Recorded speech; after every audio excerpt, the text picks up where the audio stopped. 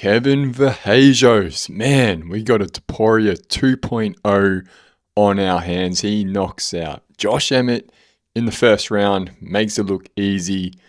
I don't even think a strike landed on Kevin. We most likely have a future featherweight champion.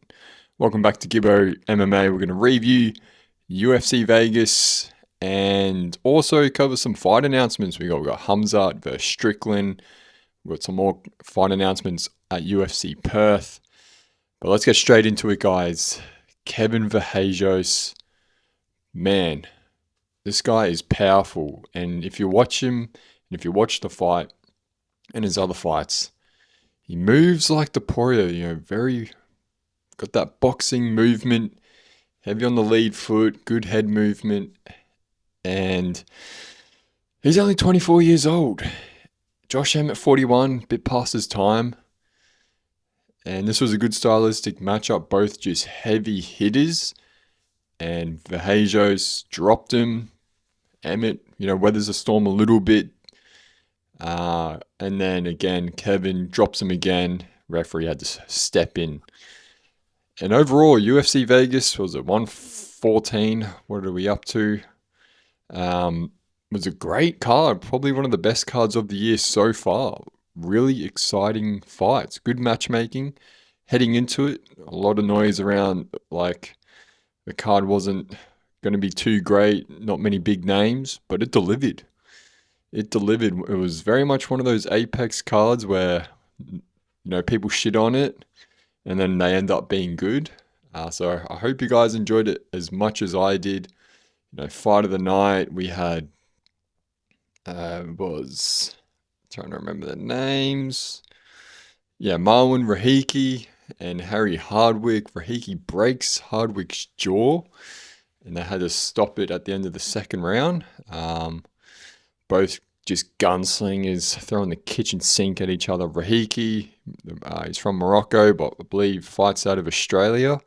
I remember watching him on the regional scene, just going, holy shit, this guy is just athletic, not afraid to throw real long for the featherweight division, because he's 1-0. That was his UFC debut, but, watching him fight on the regional scene at Hex Fight Series here in Australia, back in, 2024, you could just see huge potential. He gets a contract on the Dana White Contender Series with a crazy back and forth fight.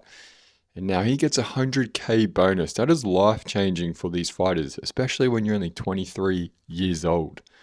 So well done to Rahiki. We had some other great fights on the card that didn't get a bonus, like the heavyweight Petrino-Asplin fight.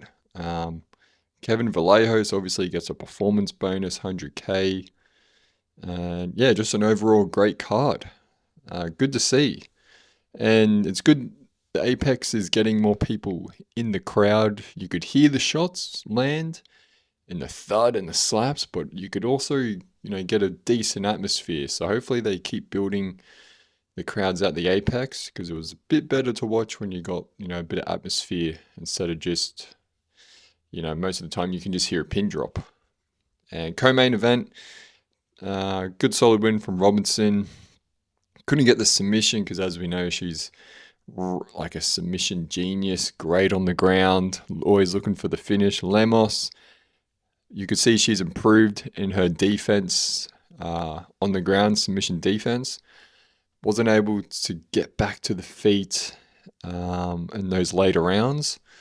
Not a whole lot of damage in this fight, but yeah, good ranked win for Robinson. Splitty decision, Delgado defeats Philly by a splitty. Could have gone either way. Philly came out strong, and then Delgado, who was not a big favorite, but was favorite to win it, slowly competed his way back in and got the nod by the judges. Could have gone either way with that one. And back to the Rahiki Hardwick fight. Harry, I believe he was stepped in on short notice. And as we know from his last fight against Fernandez, lost by a calf kick. He had to leave the octagon in a wheelchair. And Rahiki hit him with the calf kick and smiled at him and pointed at him, and Hardwick acknowledged it. So Hardwick, 0-2 in the UFC and broke his jaw. Good like if you want to remain in this sport, like he could have gone out and fought, but he would have done way more damage. He would have taken way more damage and could have done a lot more serious damage to his jaw if he had continued. So smart for him to tell his corner, hey, like my jaw's broken.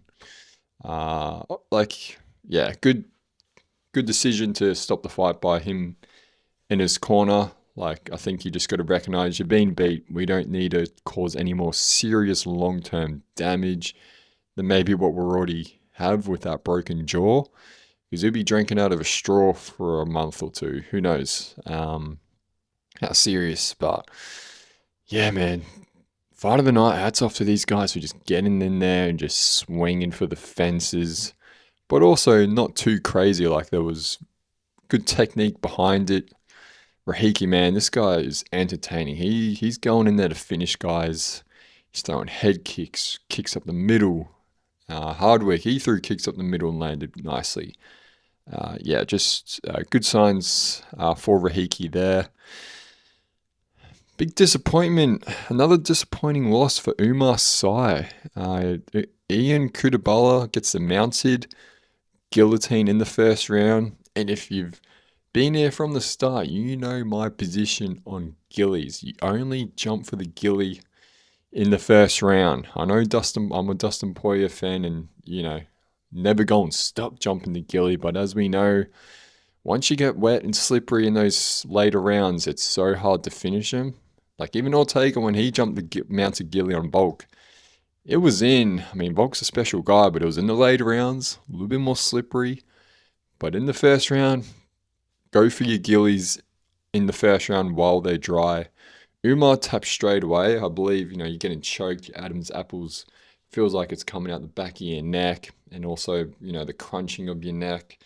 He tapped straight away. But Umar Sy, man, big light heavyweight, good size, athletic, like he's 6'4", chiseled, 30 years old. He's 3-2 in the UFC now. He's coming off that first round win at UFC Paris against Ribeiro. But before that, he lost a decision to Alonzo Medfield. Yeah, he's been a bit disappointing. I'd say he'd be disappointed. I think he's got a lot of potential, but he's just not delivering. Like Ian Kudabala, very chinny.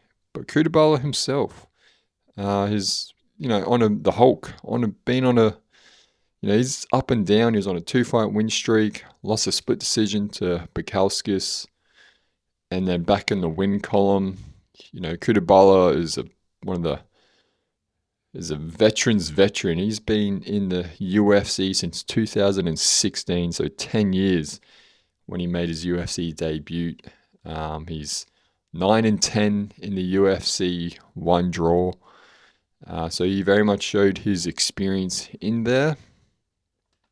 Yeah, Umar Sy, man, he should be a top 10 light heavyweight, man. Like not too hard to climb the ranks in that division, and he still can't get a ranking. Against Menfield was his chance, and he bottled it. I think. When was that card? Because I remember talking about it. Never thought I'd be spending too much time on Umar Sy, but it's because you see the potential. This guy could go on to be a champion, but just ain't delivering, not executing. June of last year, June 14th of last year. Yeah, June 14th. He loses decision to Alonzo Menfield. And that was at Atlanta, Georgia. So the Usman Buckley card. Yeah, so go track that episode down because, I go on another rant on Umar Sy, just fumbling the bag, fumbling the ranking. And he's done it again here, against a veteran who's very chinny. Umar has knockout power and gets mounted gillied in the first round. And we move on to the fight that kicked off the main card. redemption. My boy Charles Energy Johnson gets the split decision. I was so happy when that happened because I'm an energy fan. He's my guy. You know, he's made me money from those earlier few when he was big underdog fights, $3 plus.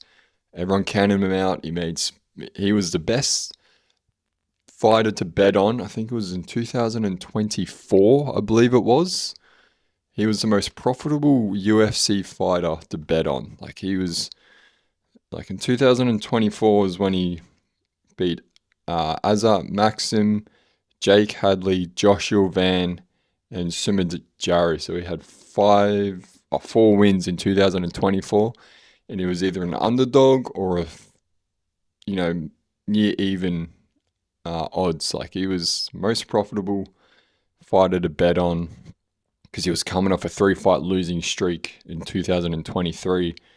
Then goes on a 4-fight win streak and takes this fight on short notice because Bruno Silva was supposed to fight Lonnie Kavanagh. Kavanagh obviously then went on to fight Marino and win.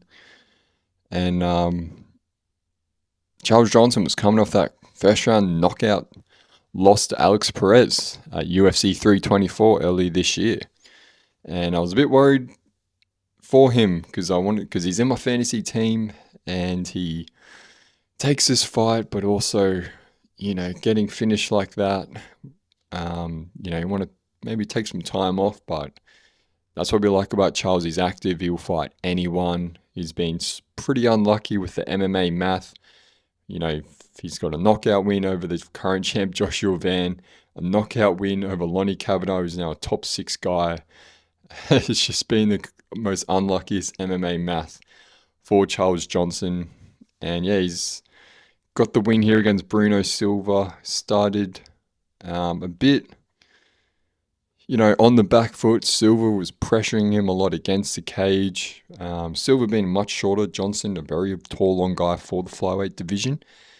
And he was very much spent his time, on that outer black line in the octagon, back against the cage. Because Silva was just pressuring Charles a little bit gun shy this fight. Usually he's way more aggressive. I think just coming off that knockout loss. But he was landing, touching Silva up. Silva was touching him up. Good to see Charles not get rocked too hard. He was taking the punches well. And yeah, edges, it was 30-27 and 29-28 for Charles on 2 judges' scorecards. But yeah, well done to, Silva, he had a good performance himself. And yeah, I'm happy for Charles to get that win, to be honest. Really relieved. I want to see him, he's my dark horse flyweight champ or title shot at the end of the year. So a lot of bias here from myself. And then the prelims, Mitterbeck, oral bye. Just absolutely mauls Chris Curtis coming down from middleweight, Mitterbeck Orbel coming up from lightweight. So they meet at welterweight. Mitterbeck having weight issues getting to lightweight, and Chris Curtis very much a tweener for middleweight. He's thick and dense, but just lacking the height. And Mitterbeck just kebab'd the Nurmagomedov him. And yeah, he got like 17 takedowns or something. I think the record for a 3-round fight is kebab with 21 or so. And yeah, none of the most entertaining, but I appreciated the skill level. And Mitterbeck Orabai, trying to land the damage. Maybe I would have liked to have seen him put more risk. But Chris Curtis, he's known for his takedown defense. Hard to take him down, but, it's different with these guys. With these guys from that Eurasia area. Mitterbeck Orabai, I think he's from Kyrgyzstan. Yeah, Kyrgyzstan, man. All the stans and stands and ebs and obs, on the ground, man. Good luck. Then we get to the unofficial fight of the night. Vitor Petrino, Stephen Asplin, the best physique in the heavyweight division versus the worst physique. And, they didn't get the bonus. I'm sure they'll get a backdoor bonus because this was an epic fight. Asplin got a crazy cut in the first or second round on his cheek. By the end of the fight, he was bloodied up. But he dropped Petrino a couple of times. He had Petrino wobbled. Great back and forth heavyweight fight. And it was good to see them not turn into a Tuivasa to share a fight where they were just laying on each other or laying against, holding each other against the cage, trying to find their breath, like Gelton Almeida did in his last fight, which ended up getting him cut.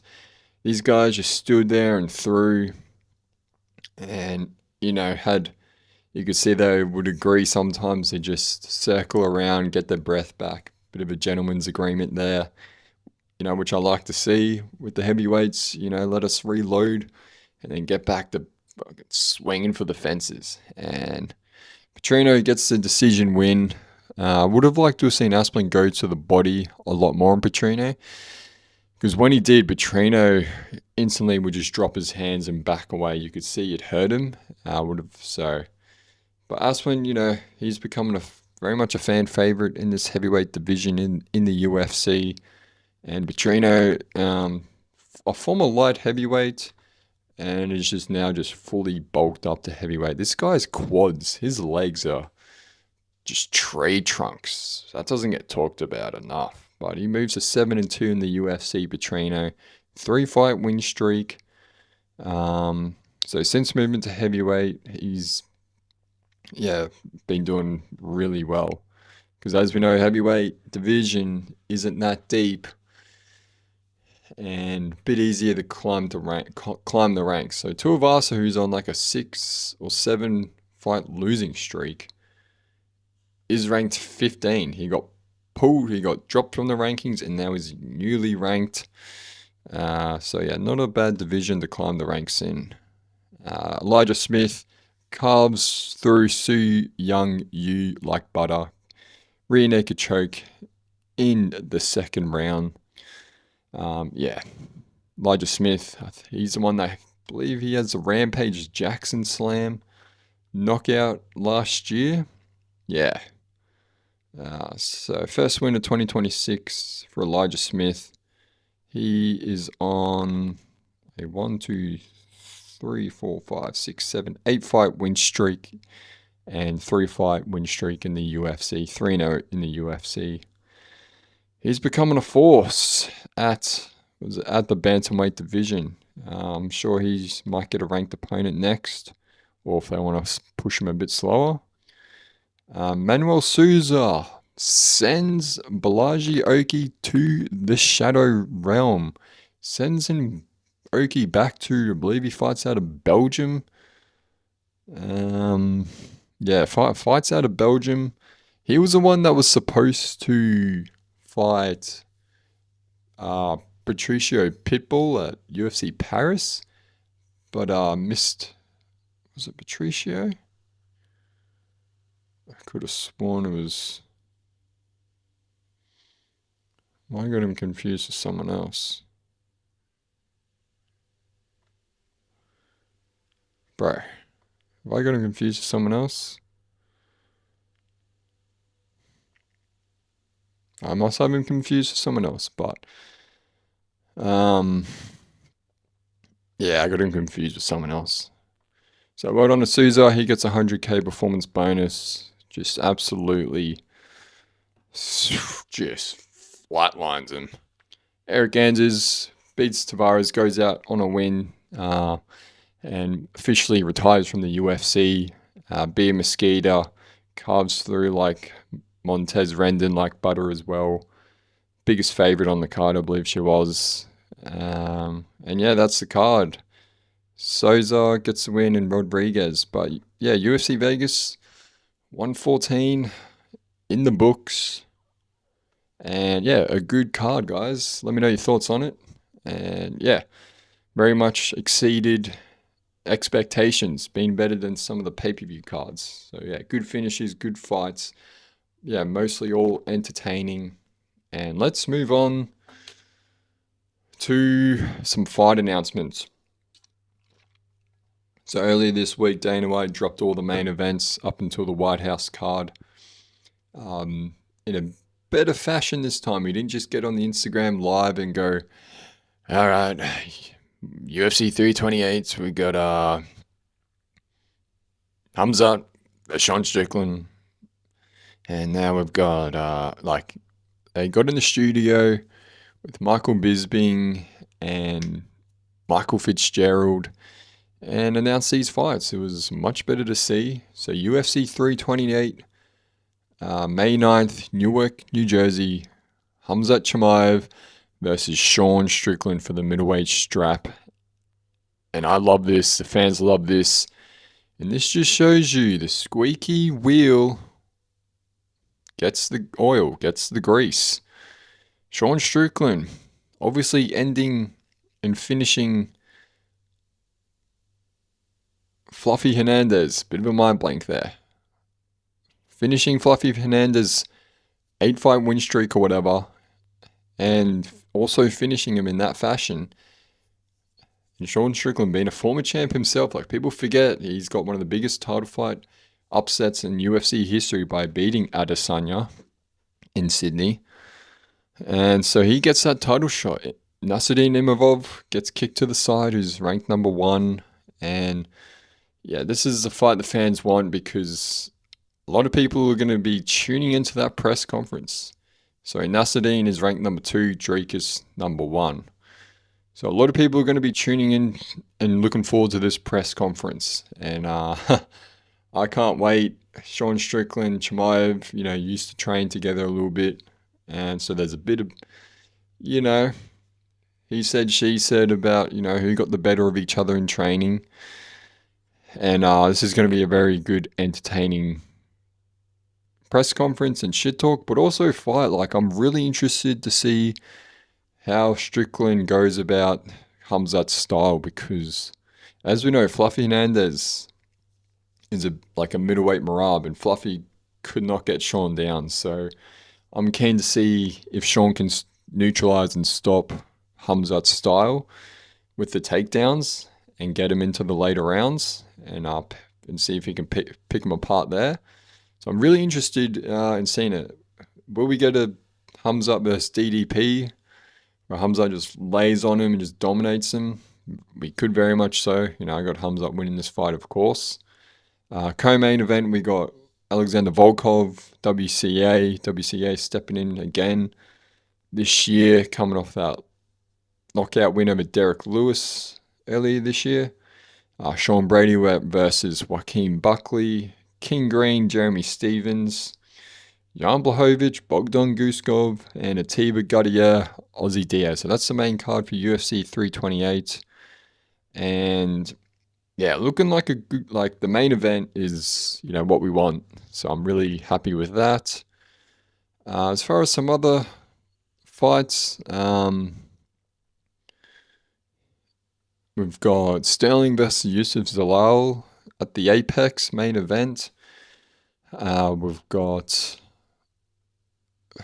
Arnold Allen versus Marky Costa. That's a great featherweight matchup. Arnold coming off that loss to Gene Silva. Costa he's on a crazy tear right now. He's on like a 5-fight or 6-fight win streak in the UFC. Ranked number 12. Allen ranked number 8. Costa is just coming off that win against Dan Ige in February, only a couple of weeks ago. That's a good matchup because Arnold, time to fight back down in the rankings a bit just because of inactivity, and he's on a couple of L's now.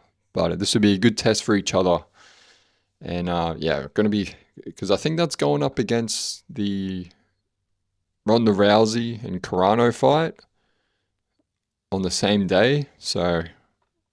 And it's going to be at the Apex, but I'll be tuning in for that fight for sure. And Bilal Muhammad versus Bonfim at the Apex. Bilal, yep, time to fight back in the rankings. Bonfim, here's his shot to climb. And yeah, and also Song Yudong versus Davison Figueiredo at Maccabi. So yeah, good fight announcements. UFC Perth got some more added. Benil Dariush versus Quillan Salkeld. Because I believe Benil, who was he supposed to fight? He was supposed to fight someone else. Where was he? I can't remember. Too many fights get changed and switched up. Too hard to keep track of. So Quillan Salkeld getting a tough opponent here. Benil used to be the dark horse of the lightweight division. You know, he's pushing 40. You know, he got finished really quick in his last fight. But then it's weird because then he has moments like where he beat Hanato Moicano. And you're like, yeah, Benil, man, people forget how good this guy is, crafty vet and all. And then he goes and gets slept in the first 10 seconds of a fight. So, yeah. Quillan, you know, you don't want to get too confident in your... Like, you want to be confident, but you don't want to look past Benil. You know, great jiu-jitsu, good submissions. So if I was Quillan, I would want to be keeping this on the feet and looking for that knockout. I don't want to. You don't want to go to the ground with Benil. And yeah, so yeah, there's some other fight announcements as far as like making up some cards. Like UFC Perth had a few more. See, Tuivasa has got another fight at Perth, which is good to see. But as we look to the week ahead, guys, to sort of wrap this episode up for your Monday, we've got UFC London, Movsar Evloev versus Lorraine Murphy, which should be a title eliminator fight. So pretty much whoever wins this should be fighting Volkanovski next. I've heard whispers from very unreliable sources that Movsar is having visa issues, but to get to London. But if that was the case, I'd say they would have already announced they got someone to step in. I saw Movsar post a story. I don't know if it was London City. He was in an apartment. It was like of the city. I don't know if it was London or not. But I assume there's no issues for him fighting at London. Co-main Luke Riley versus Michael Aswell Jr. A bit of controversy around the card placement because after that is Michael Venom Page versus Sam Patterson, and these guys used to train together as far as sparring partners wise. They get different looks. MVP would go spar Patterson to get looks for sparring, and now they're fighting each other. So yeah, a bit bittersweet as far as the matchup because, you know, MVP was talking about he's a good guy, but it's just business at the end of the day. It sucks that two Brits have to go up against each other like this. Yeah, and MVP thinks he's getting ice. Like, he wants to fight at middleweight, but they've not given him any, welterweight. And they've, you know, there's plenty of guys there to fight, but yeah, they've kind of been icing him out. And yeah, main event prediction right now. Man, tough, man. I think it's very even. Lorraine very good on the feet. Movsar very good on the ground. I think Lorraine's going to have to be aggressive on the feet and look to knock Movsar out because you don't want to get into this back and forth wrestling and scrambles with Movsar because he'll just beat you by decision doing that. And as you've seen with Aljo and Arnold Allen, Movsar gets the judges seem to favor him on the judges' scorecards because both of those fights Movsar won. You could very much make the case it should have been Allen and Aljo winning those fights. So Movsar seems to edge the judges' scorecards. So if I'm Lorraine, you want to be doing what you did to Aaron Pico, looking for that big knockout and stopping the takedowns early. So I'm going to go with Lorraine in this fight. Both are undefeated. So yeah, huge stakes main event, which I like to see. And this card's taken place like 3 a.m. prelims in Australia, 5 or 6 a.m. main card starts. So I'm probably going to miss most of the fights because I'll be on my way to work in the morning. So I'll hope to catch the main event live, but I'll probably have to go back and watch the card. So yeah, a lot of Brits, a lot of Europeans on this card. Mason Jones versus Axel Sola. I think that'll be a good scrap.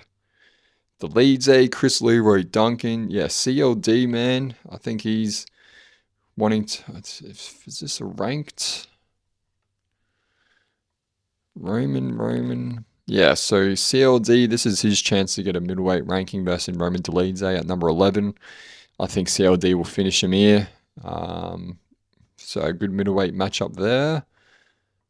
But yeah, guys, as far as preview-wise, that's all I've got for London. Just another fight night abroad. And yeah, the main event slaps as far as ranking and title elimination. Both guys undefeated. Movzar pulling out against Pico. Lerone taking that fight and then sleeping Pico. So yeah, and the UFC, I wouldn't say don't like these guys. You could say that because they should have gotten that title fight in Sydney against Alex, but Diego got it. But Movzar, I listened to his interview with Submission Radio with Danny and was very open and honest. Was like, yeah, like I pulled out with some fights. I've been injured. I got real sick, and yeah, I understand why I didn't get the title fight, even though I'm ranked number 1.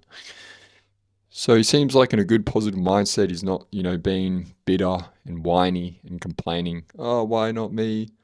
Where I do see that a little bit with Lerone. He's undefeated. 8, 9 fight. What's his fight win streak in the UFC? 9 fight win streak in the UFC, 9-0, and being a bit like, oh, why haven't I got the title shot? Blah blah blah, which is understandable. But before that, he was a decisionator.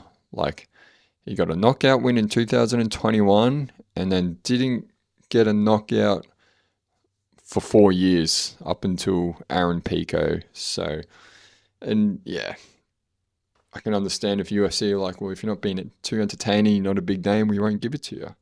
And this is his chance again to stamp his name, make his name bigger. Because when he got that spinning elbow against Aaron Pico, he exploded, and one of the top votes for knockout of the year. And if he can do that again, get a big moment here against Movzar, who is also undefeated, very much will be getting a title shot this year against Volk. But yeah, guys, another weekly episode done. Let me know your thoughts. Comment below. But yeah, again, if you're new here, we just like chatting UFC, news around the ground. But we'll leave it at that, guys, and I'll see you next week. Have a good one. Catch you later.